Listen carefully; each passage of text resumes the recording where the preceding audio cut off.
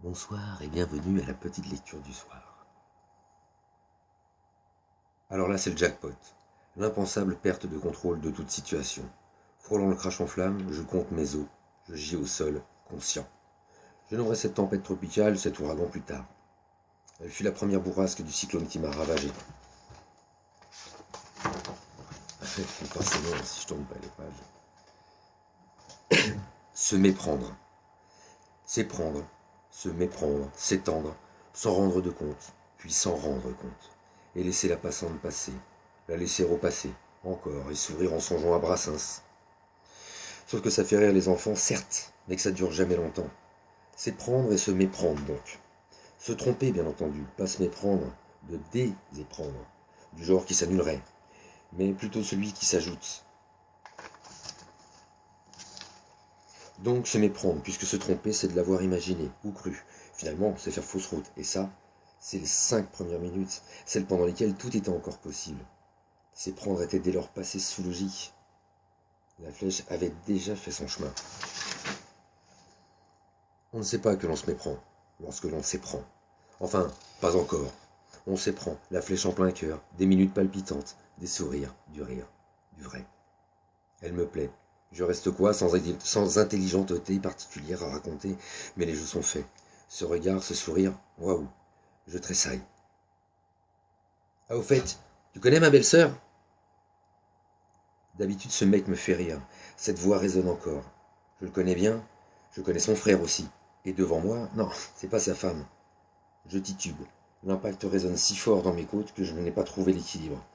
Je chancelle, et le questionne du regard. De quoi qu'est-ce qui... quoi peut-il lire dans mes yeux? L'heure est grave. Sa spontanéité me bondit au visage. Bah, la femme de... Quand j'ai repris mes esprits, j'ai manqué de présence. Je n'ai pas offert mon pull, alors que nous nous visions sous la pluie. D'après les médecins, il n'y a aucune lésion cérébrale. Mais l'eau apportée à mon moulin, je suppose jugée de manière la moins objective, raisonnée ou pragmatique, a fait d'un EMP. Le processus a grillé. Peu importe. Quel type est-il? Il est, c'est tout. Fin de la route, tout le monde descend. Je n'ai pas pleuré, pas encore. Parce que, je me connais, je suis bien capable de me victimiser.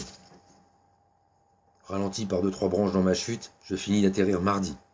Comme abattu en vol, j'atterris avec un fracas en plein sur le cœur. Robin des Bois, en jaloux, a fendu la flèche que Cupidon m'a offert samedi. Je me réfugie dans mon loft. J'ai enfin fini de jouer à déplacer mes meubles, et je me sens bien chez moi. J'ai entrepris un vrai ménage, du tri, du rangement. Là-haut, dans mon donjon, je suis loin de vous et de votre monde. J'aime vous voir, vous recevoir. Ceux pour qui c'est vrai le savent. C'est mon refuge, mon monde. D'ailleurs, si je côtoie le vôtre, ce n'est que pour construire le mien. Bref, le point de ralliement, mon Aïwa à moi. Et me recentre sur la conduite à haute... Ah oui, donc j'étais rentré forcément. Et me recentre sur la conduite à tenir. Je souris, je tourne la page. On a bien ri, et voilà, c'est fini. La passante est passée, et ça me passera. La journée me fait sourire malgré son ambiance et son déroulement tout chamboulé. De fil en aiguille, se chamboulant sur ses pattes, le subconscient vient au comprendre. Félinement, la réalité s'en est mêlée. Quand le pragmatisme m'a rappelé les faits, ce qui restait de mon cœur s'est arrêté. Tu sors! Ça va du « Oh, mais le proprio, il s'en fout !»« Ah non, on paye pas le lino en plus !» dit l'assureur. « Ah merde, la salle de bain aussi ! Putain, mais qui paye quoi ici ? Et pourquoi votre assureur n'est pas là ? Et d'ailleurs, qu'en est-il de votre assurance ? C'est bon, elle a 340 € pour vous loger. Ils sont 340 € pour me loger. Le comble, je dois continuer à payer mon loyer pour ne pas perdre mon bail. Ah non, monsieur, au revoir. Les travaux sont prévus déjà, ça va aller vite. Stop, fermez-la un peu là. Il s'agit de mon toit, de ma maison, de mon chez-moi. Je niche où, moi, sans mon toit ? Un toit, mais pas de toit. Ça passait encore. Bien sûr que ce n'est pas Rennes, cette histoire. Déjà, Rennes, c'est au printemps. Voilà. Et en deux, c'est au printemps. Mais là, c'est plus de toi sans toi. Plus de toi, m'en fous, mon roi, les papillons en l'air et mon cul sur la commode par terre, je m'en fous. Tout le temps des travaux, je n'aurais pas le droit de planter une punaise. Je ne serais pas chez moi, logé dans d'autres meubles que les miens, probablement, ou à l'hôtel. Ce que je possède le plus cher au monde vient de voler en flammes. Dans quelques jours, tout mon petit monde va s'entasser dans des cartons. Comme pour passer l'hiver. Dans le ballon de la Fauge. Je suis en alerte permanente. Ma sécurité fume au sol. Les ailes déplumées, elle agonise. Elle se consume. Le grand méchant loup a eu raison de ma première maison. Et je me sens à poil, impuissant.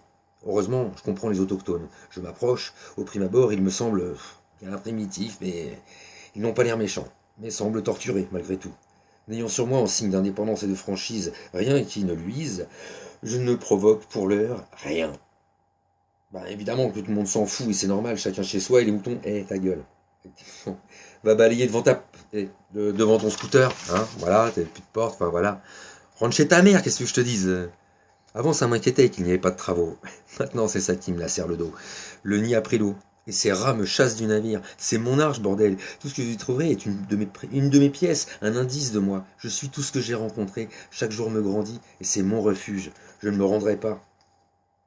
Le ventre fécond qui m'héberge jusqu'à ma renaissance, je ne lâcherai pas. Voilà, petite lecture du soir.